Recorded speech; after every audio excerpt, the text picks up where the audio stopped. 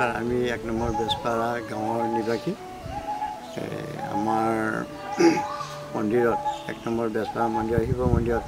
আমাৰ ৰাইজৰ এটি ভোগৰ অভাৱ আছিল সেই ভোগটো আমাৰ সাংসদ দিলীপ শইকীয়া ডাঙৰীয়া দেৱে আমাক দি উপকৃত কৰিছে সেয়া আমাৰ তেওঁলৈ বিশেষ ধন্যবাদ থাকিল আৰু আমাৰ ভাৰতৰ প্ৰধানমন্ত্ৰী যশস্বী নৰেন্দ্ৰ মোদী ডাঙৰীয়ালৈও আমাৰ ধন্যবাদ আৰু কৃতজ্ঞতা থাকিল